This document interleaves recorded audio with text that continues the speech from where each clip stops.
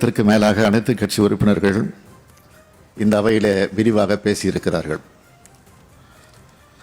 அதற்கு நானும் சரியான விளக்கத்தை அளித்திருக்கிறேன். அன்றைய தினம் அவையிலிருந்து முக்கிய எதிர்க்கட்சியான அதிமுக தனது கருத்தை பதிவு செய்திருக்க வேண்டும். மாறாக தேவையற்ற பிரச்சனையை அவை கூடியதும் கிளப்பினார்கள். அவையினுடைய விதிமுறைப்படி கேள்வி நேரம் முடிந்ததற்கு பிறகுதான் மற்ற பணிகளை எடுத்துக்கொள்ள வேண்டும் என்ற விதிமுறை இருக்கிறது. ஆனால் அதையெல்லாம் பொருட்படுத்தாமல் விதிமுறையை மீறி உடனடியாக அந்த பிரச்சனை எடுத்துக்கொள்ள வேண்டும் என்று இங்கு ஒரு பெரிய ரகலையை சேர்த்திருக்கிறார்கள்.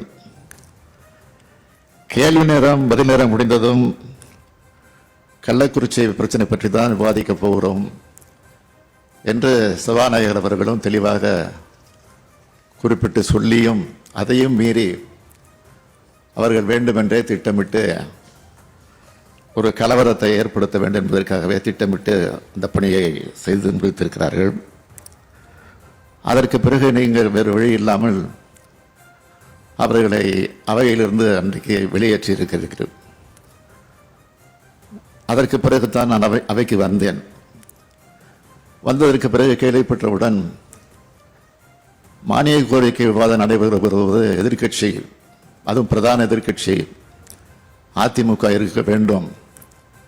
எனவே மறுபரிசீலனை செய்து இதை சரி செய்ய வேண்டும் என்று நான் உங்களிடத்தில் ஒரு வேண்டுகோள் வைத்தேன். நீங்களும் அதை ஏற்றுக்கொண்டு கோரிக்கை வைத்தீர்கள்.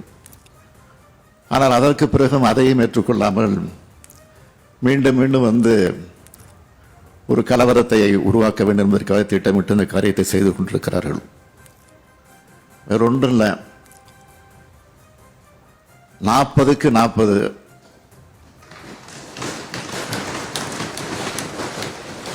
அது அவருடைய மனசை உறுத்துது, கண்ணை உறுத்துது.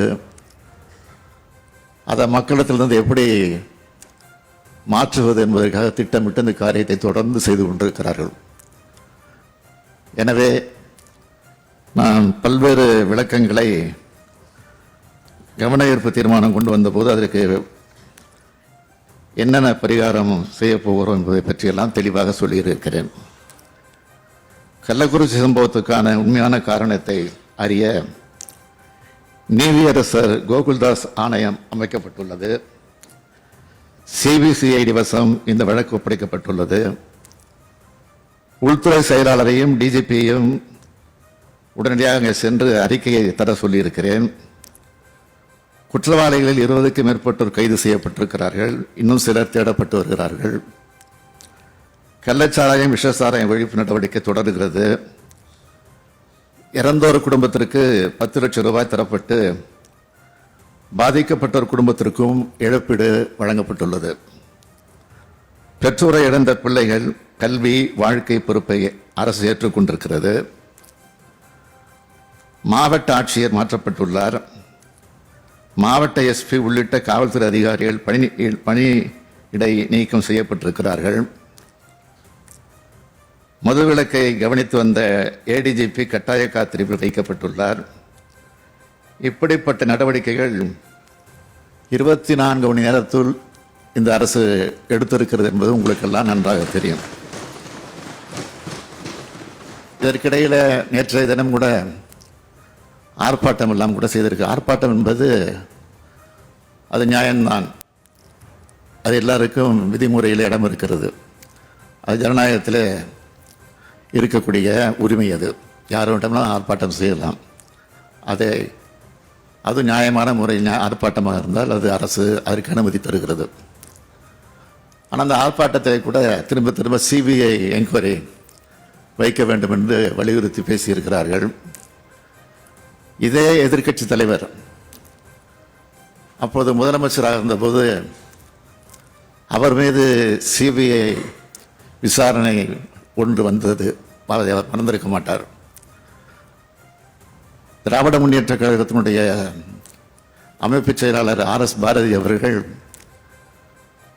எதிர்க்கட்சி தலைவர்கள் மீது ஒரு குற்றச்சாட்டை சொல்லி அதில் முறைகேடு நடந்திருக்கிறது, விசாரணை நடத்த வேண்டும் என்று நீதிமன்றத்துக்கு சென்றபோது இது சிபிஐ விசாரிக்க வேண்டும் என்று நீதிமன்றம் சொன்னது. சிபிஐ மீது நம்பிக்கை இருந்தால் அதை அவர் ஏற்றுக்கொண்டு அதை எதிர்த்திருக்க வேண்டும். ஆனால் சிபிஐ மீது நம்பிக்கை இல்லாத காரணத்தினால்தான் அதற்கு தடை உத்தரவு வாங்கிய வீராதி வீரர் தான் இன்றைக்கு சிபிஐ வேண்டும் என்று முடங்கிக் கொண்டிருக்கிறார்கள். எனவே இது குறித்து சபாநாயகர் அவர்கள்தான் முடிவெடுக்க வேண்டும் என்று நான் கேட்டுக்கொள்கிறேன்.